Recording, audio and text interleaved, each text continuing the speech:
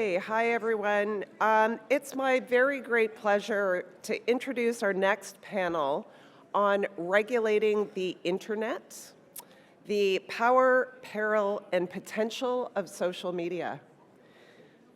Well, the internet is much more than social media, of course, and governments around the world, including the Canadian government, have had an active internet regulation agenda in recent months and years. At Meta, although we don't wait for regulation to protect and empower our users, we think good regulation makes sense.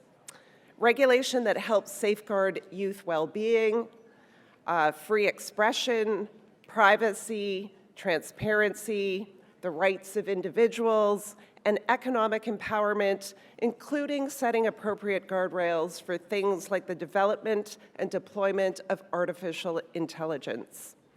Not all recent regulatory efforts in Canada have been good ones, of course, and I'm sure we'll hear more about that from our panel.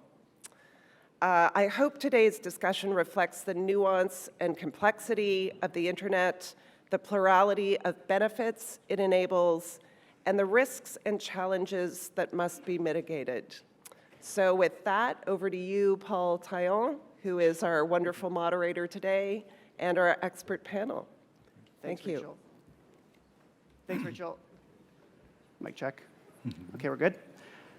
Hi, everyone. Thank you so much for welcoming us today. Thank you to these three esteemed guests who will have a lot more to say than I will on this topic that's emerging as a focal point of discussion in the discourse.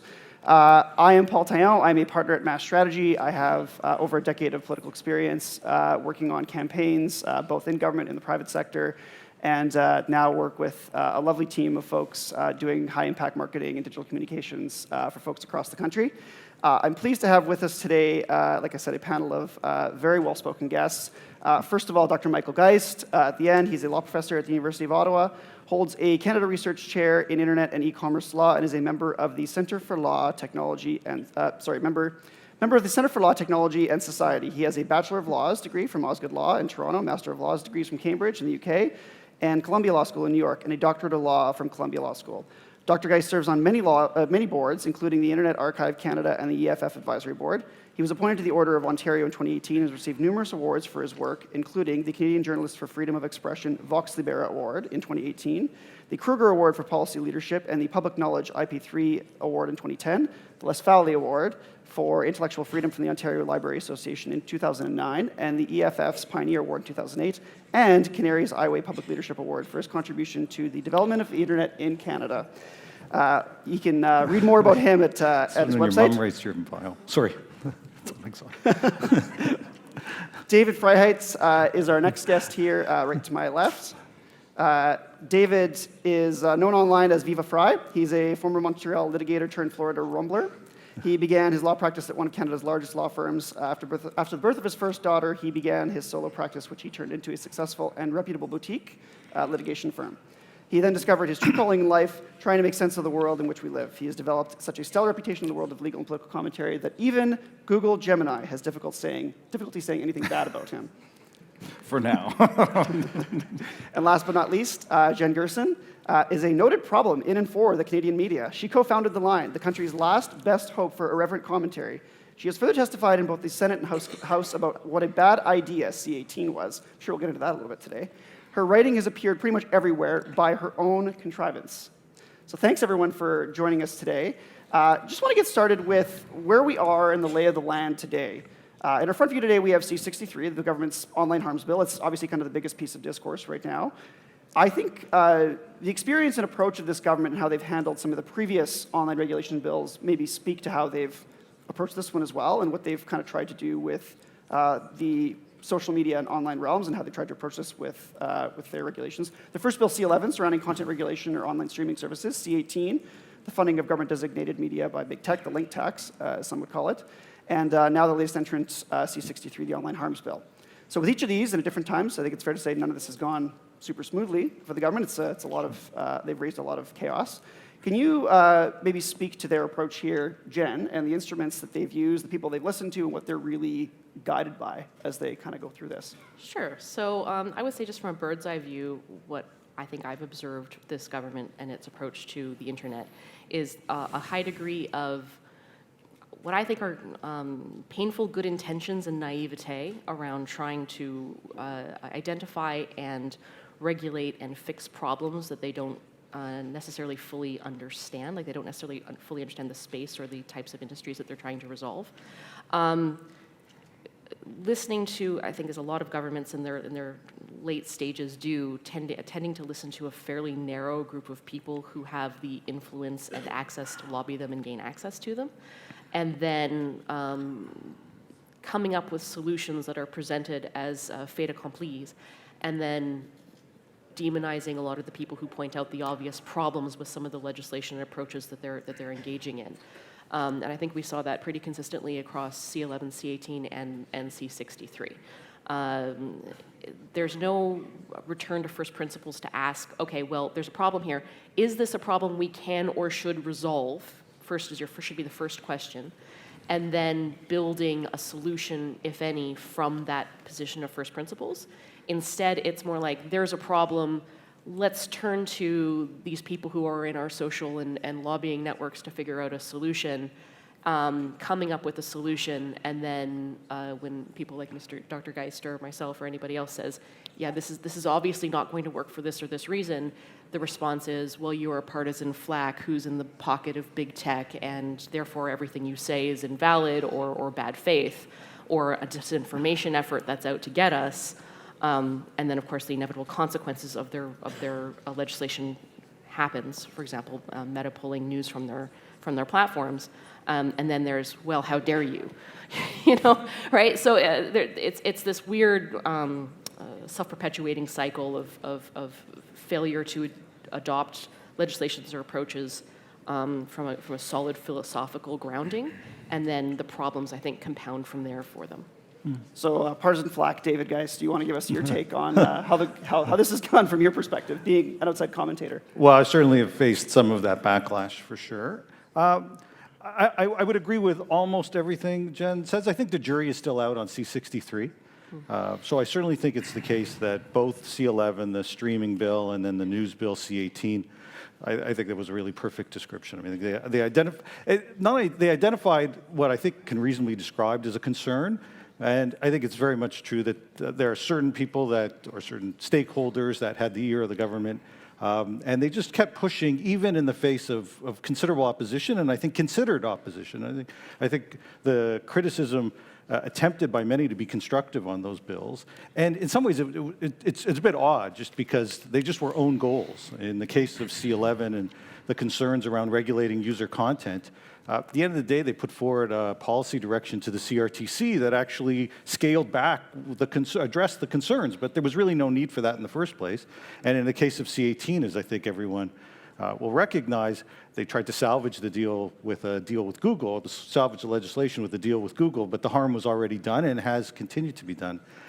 In the case of C63, though, and we could certainly get into a debate on the merits of the legislation, I think they have endeavored to take a slightly different approach. They actually did have a planned bill that was supposed to have been introduced back in 2021. They did a consultation on it. It was actually during the election campaign in 2021. It was roundly criticized by groups from across the spectrum, even the groups that had their ear and that they thought would be happy with it. And so in that instance, they legitimately did go back to the drawing board. They had an expert panel. They did more consultations. And I do feel that the large chunk of this bill, the part that deals with internet regulation, is actually pretty reflective of that consultation, and I think is something that that people can work with in a way that C11 and C18 ran into some difficulties. The problem with the bill is that they have included, in addition to that, it's really at least two bills in one. There are changes to the Criminal Code and changes to the Human Rights Act, and both of those aren't as reflective of that consultation, and I think that's where they've really run into some trouble. Yeah. Trouble, David? Well, I was going to say, if the only thing the government did was to identify problems, that would already be a better start than what we're at right now. I think they manufacture fabricated problems so they can then propose solutions to problems that don't exist and only empower themselves even more. C11, C18, C63. And like it's wild because C11, which was Online Streaming Act, What was the problem? I mean, the problem was, from the government's perspective, there was free speech on the internet, and they weren't making money off of it, and they weren't suppressing it or silencing it for what they considered to be disfavored political speech. So they manufacture a problem, and then if you come out and say this is unnecessary, well, then you're anti-Canadian content.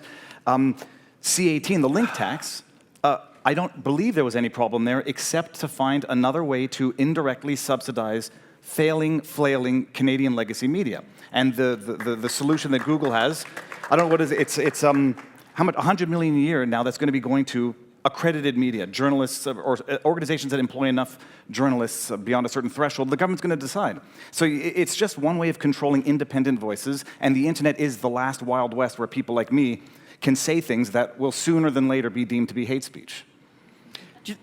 Stick with you for a second. Good point.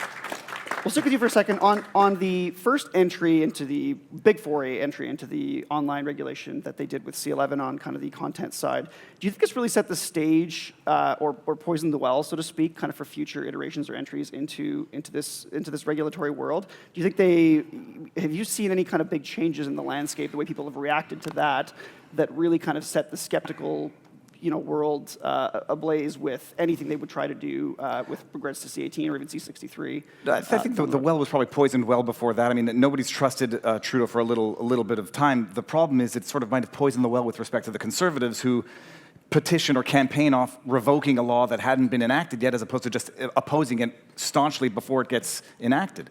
But this is, who was it? It's one of the Greek philosophers. More laws, less justice. This is just another way for the government to control speech in an area where it didn't control it and continue to benefit its, I'll call them corrupt, but rather the legacy media that is failing on its own merits, and they need legislation, prohibitions, and indirect funding in order to survive.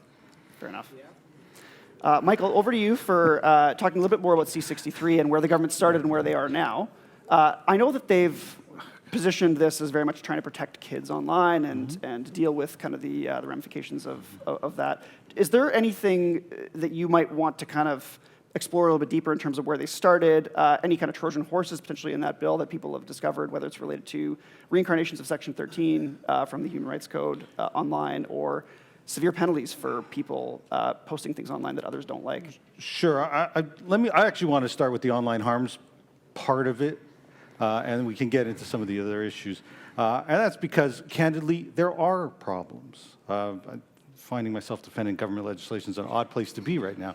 But I have to say, anyone who's paid any attention to the hate online realizes that there are problems. Revenge porn is a real issue. Bullying of our children is a real issue. Inciting terror is a real issue.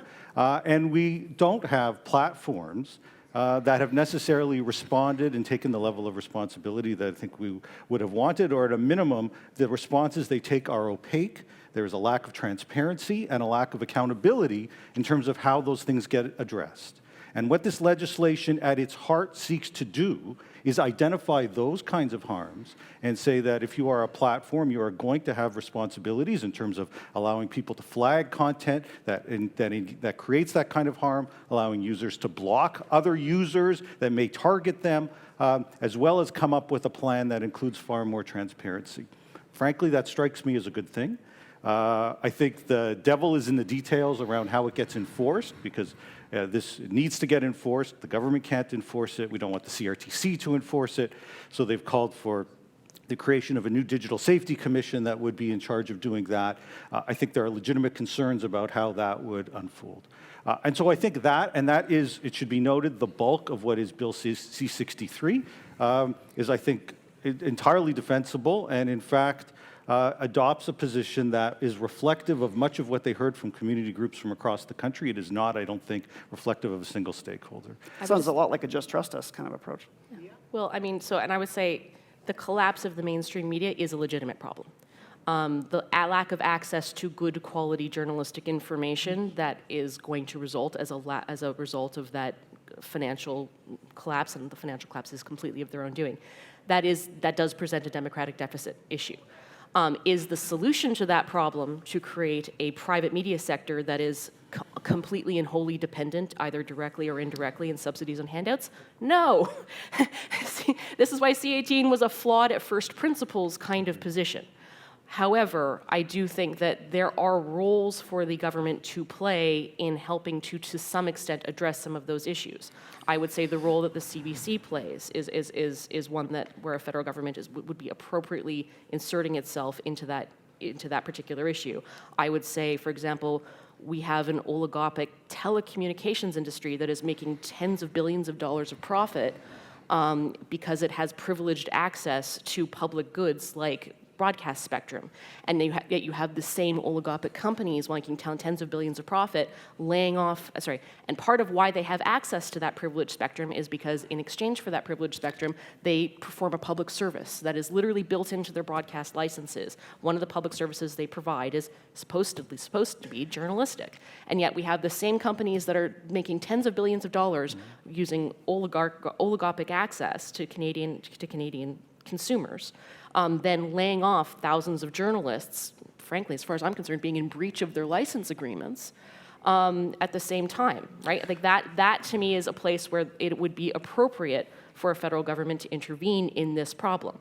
However, that would require a government that could look at that problem from a first principles perspective and recognize where it is appropriate to intervene, and also, more importantly, where it's not appropriate for them to intervene, and where it's not appropriate for them to intervene is propping up the private sector media. Well, if I ask an obvious question, why would the collapse of the MSM be a problem and not a solution? Because, Because if they can't, the reason why they're going to collapse is not because people are sabotaging them. It's because they're sabotaging themselves because they are no longer independent media. They are government lackeys, and they work for the government. And this is why funding them is No, so I say that the collapse is the solution. Yeah. Let them survive on their own merits, like the Rebel News, like the True North out there. I completely, as an independent media who is making making a wage, I agree with you. These companies need to be able to survive or die on their own business merits. And propping up essentially what are zombie corporations, which is what a lot of the media is not the correct path forward. You do have to allow failing companies to die in order to have an innovative media market, and this is not the solution. However, I do think that this is also one of my pitches for the CBC here, is that essentially, do you really want to try and govern a country where your only access to information is either highly partisan, highly skewed, isn't rooted in some kind of grounded journalistic effort? I think that you are going to find yourself trying to govern a country where people's understanding of the world around them is mediated by their local conspiracy theory Facebook groups. I think that's going to be a problem for you in the near future. And I think leaving it to the open market, people will listen to what they want to listen to. What Absolutely. is good news and reliable will survive. I agree. The bad conspiracy theorists get outed. It's like, and I'm not using the word conspiracy theorist loosely, but the bad ones get outed. The discredible ones get discredited, and then people stop listening to them. That's fine. But as I said, this is why I think there is an appropriate role for the federal government to. The federal government already plays an outsized role in the fact that it subsidizes the CBC. The CBC, I think, can't survive in its current incarnation. I agree with that. I think the CBC has to be radically reimagined. But there is a role, especially when we're talking about rural news, highly local news, areas where the private sector simply has no interest in competing or providing good quality access information in parts of this country. There's a role for the CBC to play in that. I think there's a role for oligarchic organizations like Bell to be investing in things like W5, investigative journalism, and I think that should be a part of the public good that they provide in access in part of creating that access to their spectrum license. W5 is the one that ran a small hit piece on me to run a bigger hit piece on Rumble, I'm sorry, not that I have anything against them.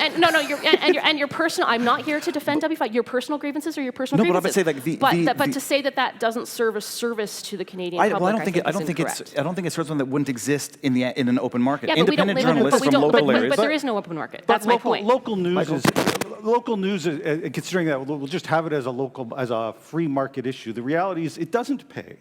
And there is a public value in having access to it. No disrespect, but streaming from Boca or blogging from my office is not news. It might get audiences, it might be able to sustain people, but it doesn't actually That's the craziest thing I've ever heard, Michael. Streaming from Ottawa, one dude with a camera is local news that is value added, that gets supported by the locals who want to see it and others who want to see it. And I think there's a space for that. Yeah, but entertainment isn't the same as news. Of course, it's great to be able to get different voices out there. It's not the same. I would say that. And here's the reality. If you want to be able to hold government to account, You have to have people who are there to hold them to account in ways that journalists do engage in. And ways that are ways that are rooted in I would only say reality. to purport to label the difference between entertainment and news is the type of thing that leads to someone trying to define hatred and criminalize it. I don't know what you think is entertainment versus what you think is news, but entertainment can be news and news can be entertainment. Of course it can. And the more accurate when it comes to news, it is what succeeds over time. But the other thing is, going back to what you said earlier, that you do identify problems. And then one of them you identified was revenge porn, which seems to me, I can see that's a problem. I would also argue that there already exist laws to deal with that, such that you don't need new ones. Bullying online, this is going to sound very mean. You don't have the right to go online and think you're not going to get bullied. And if you want kids to not get bullied online, have their parents watch what they're doing online. Laws to protect children from bullying online is a doomed proposition that will only be used against politically disfavored speech, period. But they're going to throw the kids in there. Won't someone think of the kids? You don't have the right to go online and not get called names.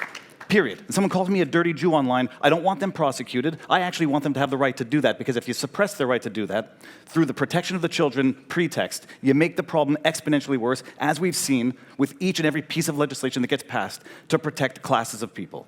We don't have...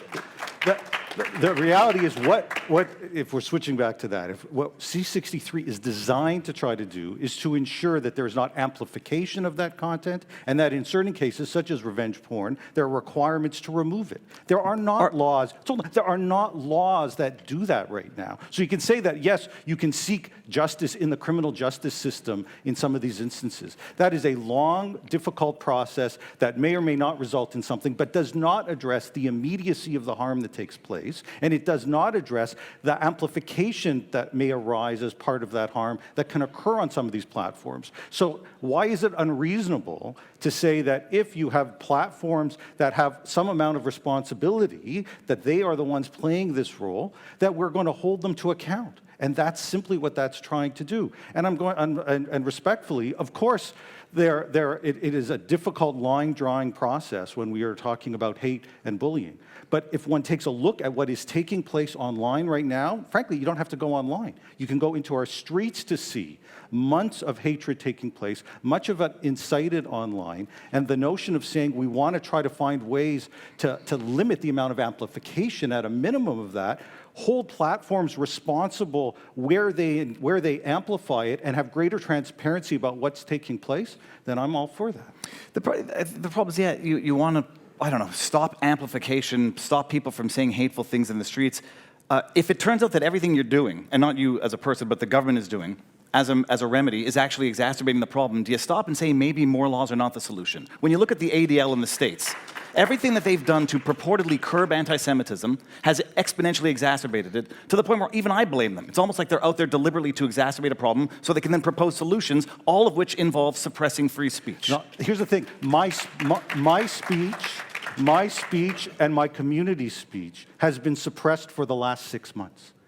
Students on my campus, as a professor, I can't walk around, or if I do walk around with a Star of David, or if I put "Keep Us Welcome" here on my office door, I run real risks. We can't do that. We have to try. We oftentimes remain silent. When it was back even in October, when it was Halloween, we debated, do we take the mezuzah off our door for fears of facing things? And so I'm sorry, this is very real right now, and that amplification unquestionably plays a role to suggest that, you know, we're just making anti-Semitism worse by trying to deal with the anti-Semites.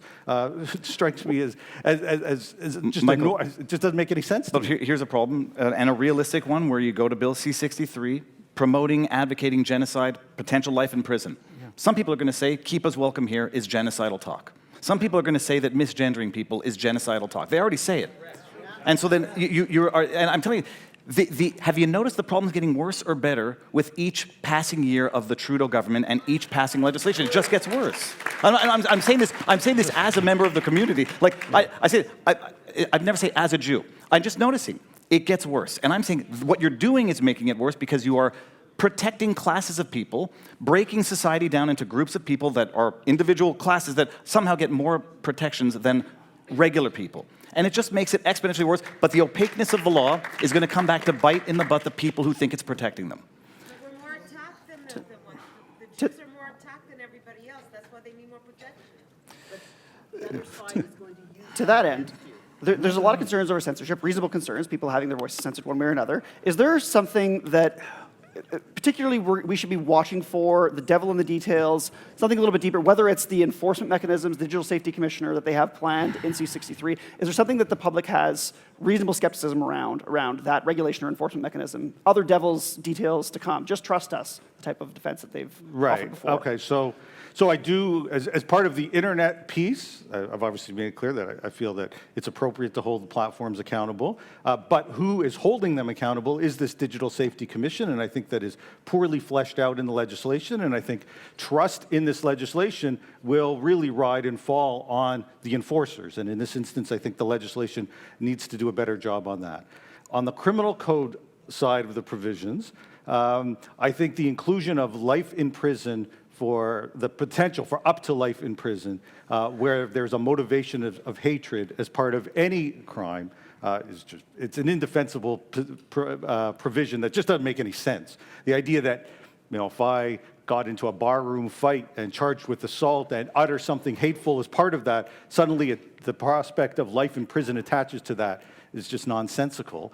And there are other kinds of implications that criminal lawyers will have a better sense of. I have a podcast that's been drilling down on this and spoke to the president of the Criminal Lawyers Association for next week's episode, and he was pointing out that once you attach life in prison as a potential sentence, you lose certain abilities. You lose the potential for a discharge. You have to follow through on the basis of an indictment rather than a summary conviction. And so putting that in, and you don't necessarily have, and you don't have AG oversight over this, Attorney General oversight. So I think there are a lot of concerns on those provisions.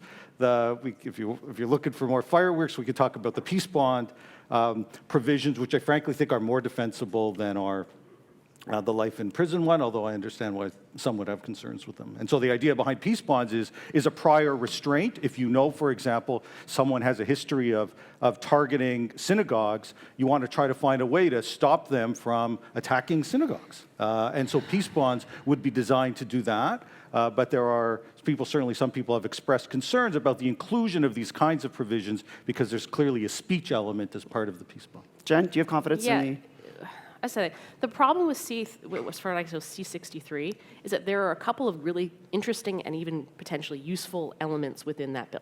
And I would say potentially, maybe, having a digital safety commission. Say I have a partner who takes intimate pictures of me and wants to release it as clear revenge porn. I don't think that's protected speech. I don't think revenge porn classifies as protected speech. I don't think child porn classifies as protected speech. And having some kind of mechanism where I can go to a digital safety commission and say, my partner's spreading revenge porn against me, somebody's spreading child porn, blah, blah, blah, blah, blah. Is there a mechanism for me to rapidly remove that kind of thing from the internet? Potentially, I don't think that's necessarily a bad idea. I don't think it's a bad idea to require platforms to be more transparent about their algorithms, for example. I don't think it's a bad idea to require platforms to maybe put some safeguards in terms of how they're designing their platforms to limit harms. For example, if you're under the age of 16, maybe you can't send pictures of yourself in private messaging. That would be an example of smart design in a clever way. And that kind of stuff is in the bill. The devil's in the details. And I think that this government has a very bad habit of writing legislation very poorly and then expecting its poorly drafted legislation to be resolved later on at the regulatory stage. The problem with the bill is that, yes, in addition to some of these potentially good ideas, you have a lot of crap folded in. And I would say the revivification of Section 13 in the human rights tribunals, obvious problem, no question, no debate. That will have a chilling effect on speech. That will have a chilling effect on speech that I think we now regard as being within the Overton window of acceptable chat. I think that's an obvious issue. The peace bonds, I mean, no one has an issue with peace bonds when there's an imminent threat of violence. I agree with you. When you're applying peace bonds to potential speech crimes, what the hell are we doing here? Like that's just I want to read irrational. the definition of hate speech. In this section, hate speech means the content of communication that expresses detestation or vilification of an individual or group of individuals on the basis of a prohibited ground of discrimination. And it says it doesn't count if it's only disdain or dislike or seeks to discredit, humiliate, hurts, offend. Yeah, I mean, this is ridiculous. You're this preaching, is and you're preaching to the choir legislating on this morality. one. Yes, but you're back it preaching up to the the. choir. Well, No, sorry, all legislation just so preaches that people morality, but- understand the context, that language is literally derived directly from the Supreme Court of Canada. Yeah. It's not the government making this up. This is directly how the Supreme Court of Canada has interpreted hatred. But there's also a reason why Canada has been the laughingstock of the international community for trying to regulate and prohibit thought crimes and morality. I mean, it's not. It's legislation can remedy the problems instead of ratifying the problems. Now, when it comes to child pornography, already illegal, already every mechanism under the law to deal with that. Sure, but when it there comes to revenge porn, there isn't a mechanism under the law to have it rapidly removed from the Go internet. get an injunction or go get a TRO. I mean, Yeah, but that's- am I wrong in thinking that there's not already remedies to deal with child pornography Yeah, online? you're dead wrong. The legislation literally includes a full section that ensures that social media companies are subject to the same reporting requirements around child pornography. That does not exist right now. I'm sorry, but the notion that somehow we figured everything out for the internet and it applies to these companies and we did it 20 or 30 years ago when they didn't exist is simply wrong. There were not rules for these companies in this context. And so one of the pieces of legislation, part of this legislation actually says, if we're going to require the oligopolies to report where they've identified child pornography, surely we need to do the same thing when it comes to social media companies. The law currently doesn't require that. And the other point I would just make is, like, I agree with you in my libertarian cat phase. I absolutely agree that we should be working in a pure free market economy where the best media outlets win and the bad ones fall to the wayside. Great. The problem is we don't live in a free market economy. We live in a highly regulated oligopoly. So if you want to talk about a free market economy, let's talk about breaking up Bell. Let's talk about breaking up Rogers. Let's talk about breaking up all of these oligopolies so that actual media organizations can compete on the free market. But until we have that, we don't have that's not the reality we're facing. So, like I said, do I think that C-18 is in any way appropriate as a way to address the zombie corporations that our media organizations have become? No, emphatic no, incorrect. But until you're actually ready to have a free market and accept the consequences of that free market, then the government has created a role for itself to play here. That's all the government does, is create a role for itself. Sure, it's the I blog. agree. That's the great. problem, not the solution. And like I said, if you want to appease my libertarian cat instincts, I'm all for breaking it up. Well, let's start. We can start with one. Defund the CBC. Period. That's $1.6 billion. I know that's going to be a really popular thing in this room.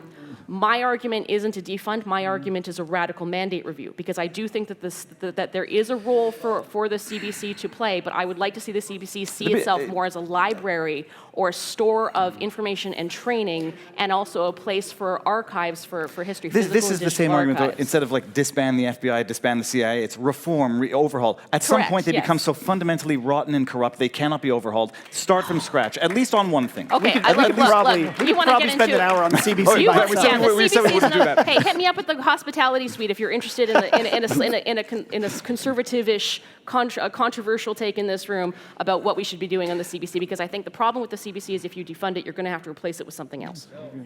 And you will. You think that now. We discussed this. We said we Put it in couldn't that and debate Jen in the hospitality suite. There you go. It's a good topic. I'll be drunk and belligerent. It'll be fun.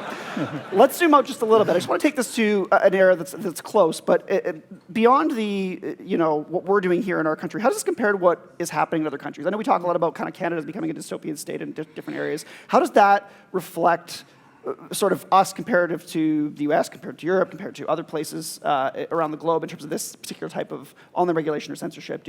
Dr. Geist, do you want to weigh in on that? I can start. I guess it depends a little bit which bill we're talking about. If we're talking about C6, if we're staying on C63 63 for the sake of argument. Sure. So if we stay there, though we can get to C18 as well, of course. If we stay on C63, I think some of the kinds of provisions that we find, especially within the online harms piece, are pretty consistent with what we're seeing in other places. The UK is similarly moving towards a duty to act responsibly. Frankly, in the US, we're seeing a greater push on liability coming out of California and elsewhere for social media companies. One of the reasons we haven't seen a significant amount of opposition from social media companies, at least so far with this legislation, is that the approach by and large is not wildly inconsistent with either where some other countries are or where it appears things are moving. And so part of the issue, I think, with some of the other kinds of legislation that we had, let's say trying to regulate user content as part of C11, was out of step. You know, the Europeans have rules, but they don't include user content in that way. And I think once you become a real outlier, that's where you increase regulatory costs, certainly for some of the streaming services, and it becomes much harder to justify because people often do ask that question. But on the harms piece, it's not wildly inconsistent. In fact, there are jurisdictions that frankly go much further in terms of some of the kind of speech that they regulate. The UK, for example, goes further than this legislation does. And they jail somebody for making a meme joke with their pug doing the Heil Hitler salute and put him in jail. I mean, the fact that there's other countries that are worse is the problem. It's an indication of where we're going, not an indication of where we should be going. Brazil's getting worse. At least we're not Brazil yet. I mean, the problem is it's sort of like the Jordan Peterson thing. We're like, nudge, nudge, nudge, back up. Nudge, nudge, nudge, back up. And then in 15 years from now, you can't say F Trudeau on Twitter without going to jail. I mean, the fact that there's other countries out there that are worse is an indication of where things are going. To be clear, I wasn't using that as a case to justify what we're doing. I was simply trying to answer the question in terms of that comparative look. And of course, I think this notion that we have to do what others are doing is a mistake, and I think a wrong approach. I do think, though, that the amount that competition in this space, choice to ensure that, let's say in the streaming side, we get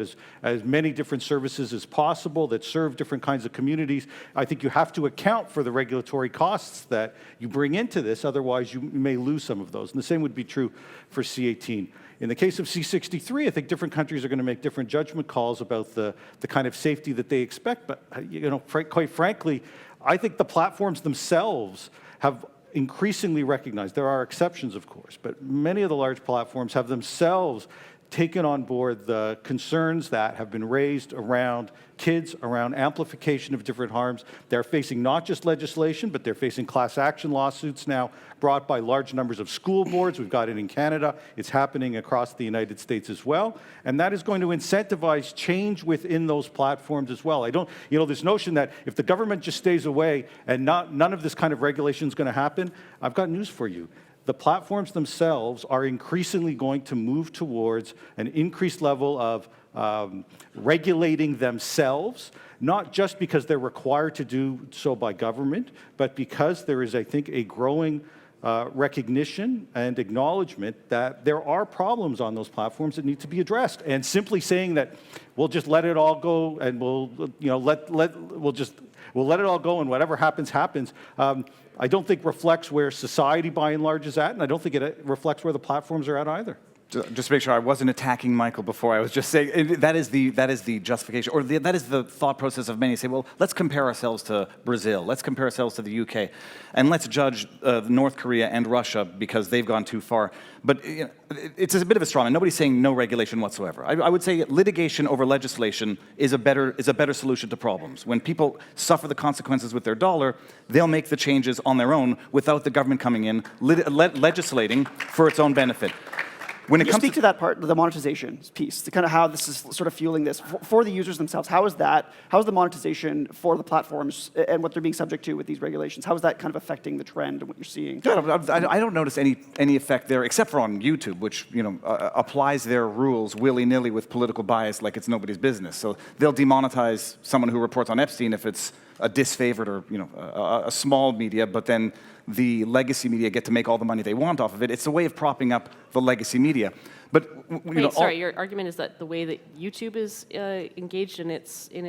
Well, I'm just saying that YouTube applies their rules, which are to benefit the legacy media. Oh, absolutely. Absolutely. I mean, you'll notice every link after. Media, I mean, like Fox News, CNN, YouTube MSNBC. is eating legacy media's lunch. They're their direct competitor. Well, they are direct linking. When you go from a Rebel News video, it'll link you right to Fox News, MSNBC, CNN videos after that. That's how they do it. They allow them to monetize. The algorithm. Whatever it is, that's what happens. So they allow them to monetize content that independent creators can't monetize. But bottom line, I'll just say C63, C11, C18. I don't view these as individual separate legislation. This is an attempt to govern the last Wild West of exchange of ideas, the internet. It's intended to empower the government. It's intended to prop up the legacy media through indirect subsidies that they can no longer get directly, because they've maxed out subsidizing the CBC and Radio-Canada. They've maxed out bailing out print media. They've maxed out COVID ads for legacy media, and now they've got to go with the link tax. They've got to go with C63 to shut people up and apply these. Well, they're not going to be applied fairly, period. And they're going to be applied for the political benefit of the political party in power, which is why I don't necessarily trust the Conservatives to pull these levers when they come into power, because everybody supports free speech until people use it to attack their power. Well, that's another great point. So speaking on the future of this, do you think a potential future government just undoes it all, starts from scratch? Where do you think they go from there? Dave, sorry, Dr. Geist. You want me to start? Well, I think on C11 and C18, I think the government, Polyev has spoken of repealing. I must admit, I'm not sure what that means in the context of C11. I can hypothesize. I don't think it means C11 is really reform to the Broadcasting Act, which hadn't been reformed in 30 years. I don't think he's going to repeal the Broadcasting Act, but I think that there is the prospect of making clear what is now in a policy direction, and that is that user content is taken off the table, which is frankly what the government should have done in the first place, and would allow a future government to say, okay, we've ensured that the user side is not caught by this kind of regulation, and it's now embedded within the legislation as it should have been in the first place. In the case of C18, I was having this exact conversation with someone recently, just yesterday rather, and I mean, it's an interesting discussion. In theory, there's an easy win. You repeal C18 and news links return to Meta. The question, of course, then becomes, does Google walk away from the $100 million deal that they've got? And they're going to, by that point, there are going to be many entities that will say, listen, we've benefited from that. And if the legislation, if you're trading the return of links for taking $100 million out of the system, that's a deal that we're not so happy about. So I think it's going to represent a really significant challenge.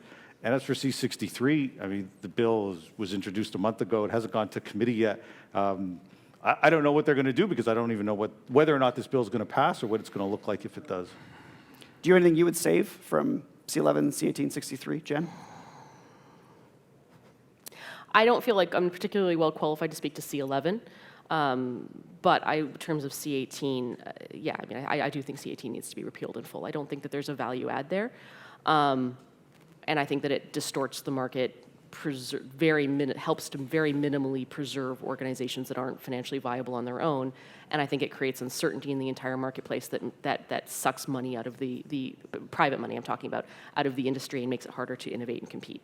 So yeah, I think C18 just needs to be repealed. I think that's an easy conversation. C63, I think you're right. It's a question of what actually is passed, if anything, before the next election. I think there's a pretty good chance that this dies on the vine, essentially, which would not be a bad outcome. I do think you are going to have the Conservatives come forward with something like an Online Harms Act. It won't look like this. It would look like something else, and I think we'd be debating about that. The problem, dying on the vine and no harm, no foul is a bit of the issue. I didn't say no harm, no foul. Okay, I just said the Overton window's now been shifted, so like when we come back to it. Yeah, I'm not saying dying on the vine this is a harmless conversation. I've spent 3,000 words pointing out in great detail all the issues that I have with C63 and why I think it's a big baddie. I just think that that's the realistic outcome here. Do you keep anything, David?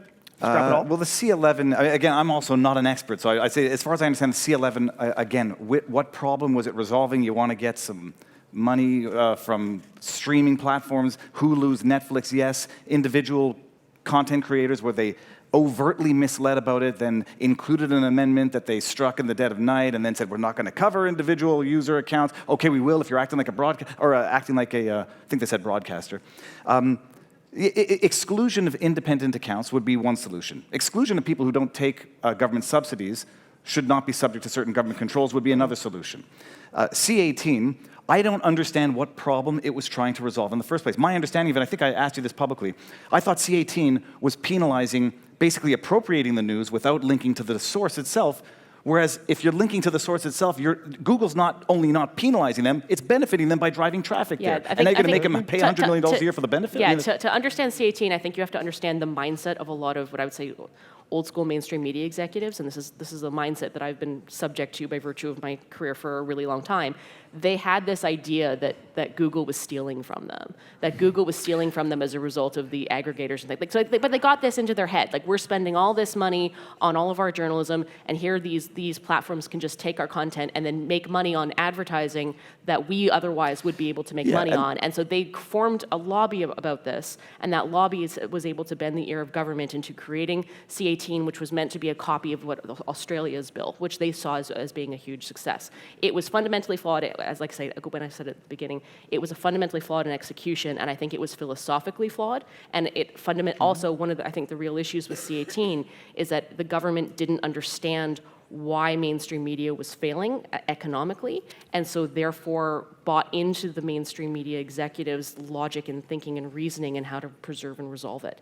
They saw it as a way of equalizing a market inequality as opposed to seeing what it actually was, and that was forcing the Google and platforms who were more able to effectively monetize their platforms than the traditional mainstream media were. Like I said, that gets into the conversation about why media is failing, and it's oftentimes not why people think it's failing. Mainstream media actually has more eyeballs than it ever has in any point in its history. The reason why it's failing is because it can no longer command the advertising monopoly that it once did. With the advent of Facebook and Google, its advertising monopoly collapsed, and it was unable to compete with those organizations for basically highly effective advertising money. That's why it's failing. On the economic front, then, it's fair to say the government's entries into this foray have not necessarily helped the economic model of the mainstream media. They haven't really enabled them to succeed any further. They've strung along zombie corporations for a little bit longer. The problem is that it hasn't fixed the long-term sustainability problems. And a huge part of the media also as well is that they were supporting, legacy media has traditionally supported large amounts of debt. I mean, we know that a lot of the profits that a lot of these corporations are making, particularly post-media, are going to hedge fund organizations that have sort of sliced and diced these corporations a million times over and are keeping them barely alive at usurious rates. So they're zombie corps, right? So yeah, providing a subsidy, and most of these subsidies are tied to journalists, so actual bodies in the newsroom, right? So that's not necessarily, okay, good, I guess we want journalists. The problem is that the second these subsidies go away, all of these organizations, to my mind, become financially unsustainable. And to me, as an independent media creator, that's a terrible business decision.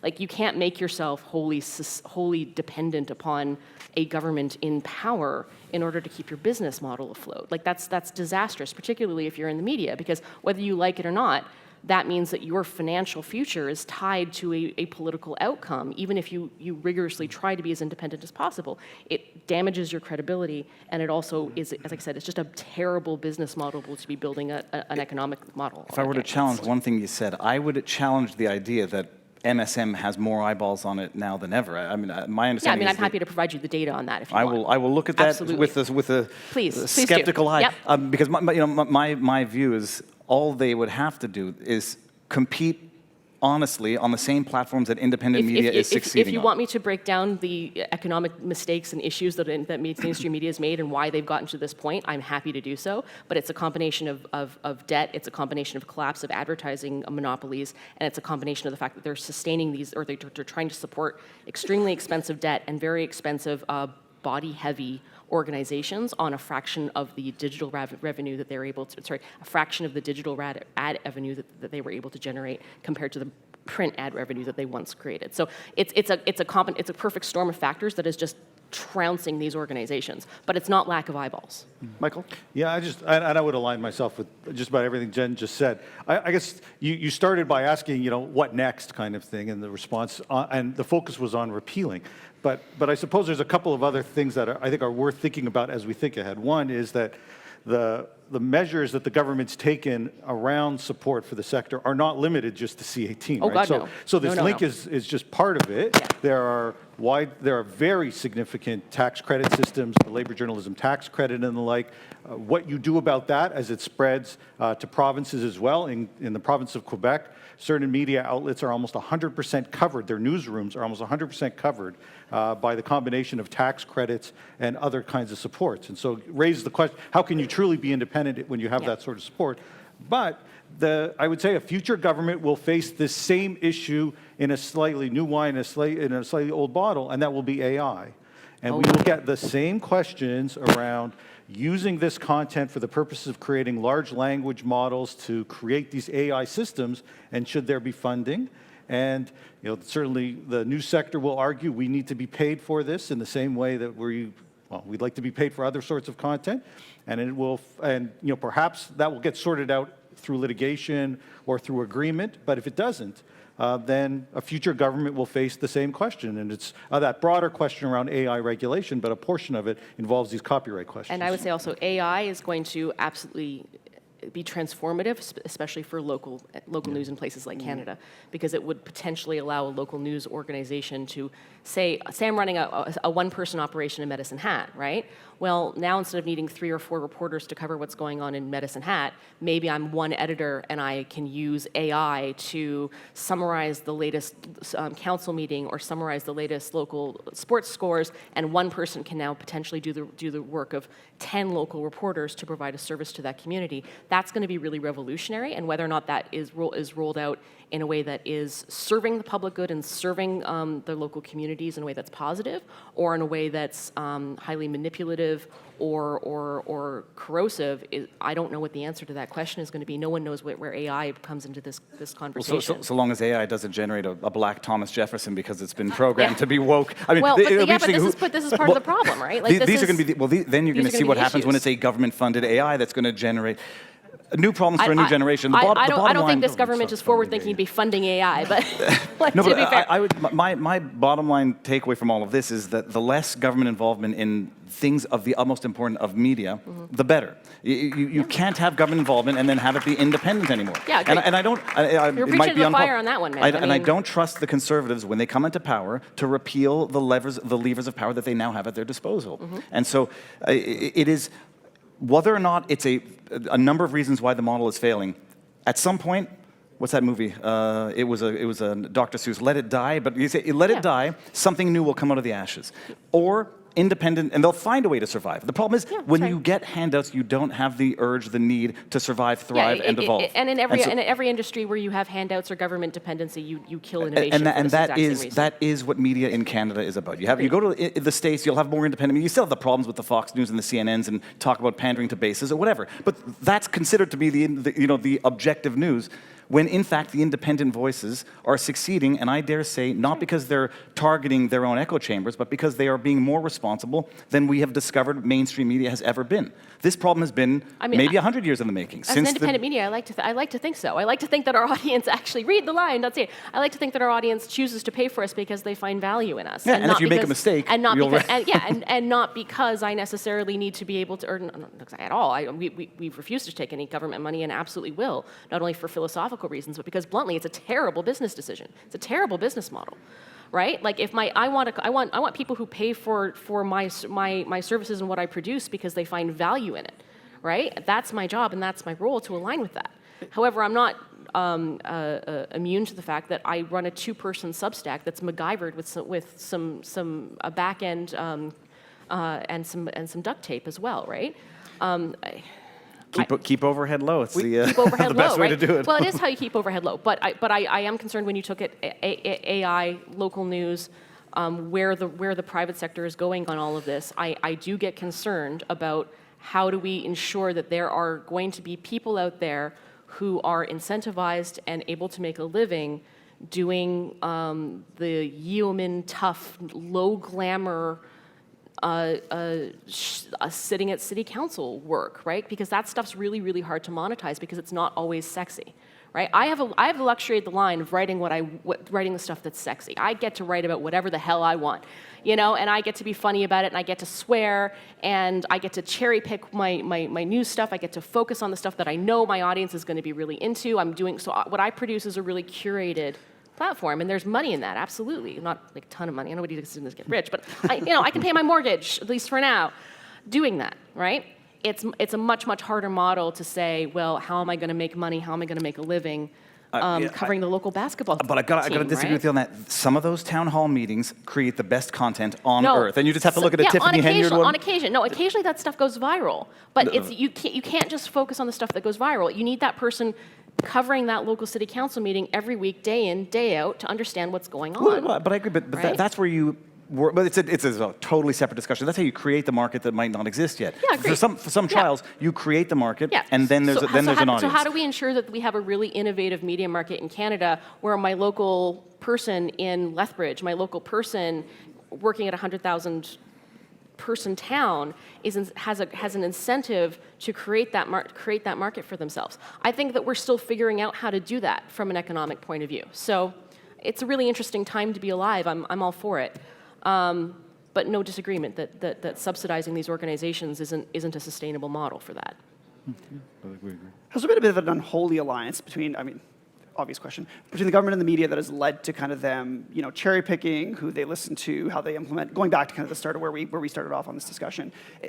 Do we see that kind of shifting, obviously, presumably if we're prognosticating further into the future with a new government in power, is there something that would drastically change in terms of the relationship, the way things get actually built, the way the toolkit gets built to regulate online versus how it's been done to date? I don't know how to answer that question. I think that if I look at the internet legislation, it's not just, so it takes us beyond just media. There have been particular stakeholders and coming out of particular political considerations that have driven many of the decisions. C11 was by and large driven by Quebec-based cultural organizations, which was where the government thought they would get the most political bang for the buck, and the legislation ultimately reflected that.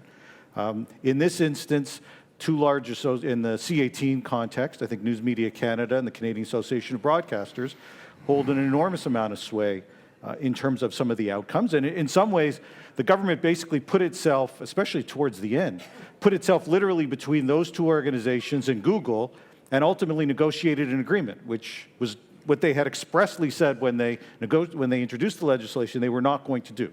They said that we're not involved in negotiation, we're just facilitating it. At the end of the day, they literally negotiated and created bespoke regulation where if you just randomly happen to be the largest search engine in Canada, generating the most amount of digital ad revenue, this particular regulation will apply to you. And if you pay $100 million, you'll be exempt from certain requirements that are in the legislation. That is a terrible way to make legislation, not just because it literally tossed away all the commitments the government had made to begin with, but now you've got the government directly intervening and engaging in those kinds of negotiations. So whether or not they are listening directly to them or they are ultimately operating on their behalf in certain ways, I think you can make the case that they did that on those pieces. I don't think that's the case, though, for the most part in C63, because there aren't the same kinds of stakeholders. There are anti-hate groups and other sorts of groups that clearly had influence. But when you see, especially on the platform stuff, frankly, you see a result of when you take that out of the equation and you actually start listening to a broader range of stakeholders, and perhaps you come up with something a bit more reasonable. Just say one thing. What you just described, the unholy alliance between government and media, I mean, it is fascism in the purest and most pristine manner of form. And there's an event horizon to fascism where once the government gets everybody dependent on the government, nobody can escape the force of the government. And you either have to politically fight before that you reach that event horizon, or you get sucked into it, and eventually you can't speak out because you're dependent on the government for bailouts, tax receipts, whatever it is, and then we turn into a country like Brazil or Venezuela, whatever you pick. I would like to say, I think that everybody in this room is united in being opposed to fascism. Yes. I would say, look, I understand why people can look at a lot of these legislations and say, this is part of a censorious regime to shut down independent voices like me. I think the actual intentions for these bills are worse. I think the intentions for these bills are actually, in the minds of the people who are passing them, very well-intentioned. And that means that they're operating from a position of righteousness and self-regard. And I think righteousness is the most dangerous human emotion, because once you are sure that you are on the side of the angels and you are doing the right thing for the right reasons, that means that everyone who dissents from you, everyone who disagrees with you, is doing the wrong things for the wrong reasons by default.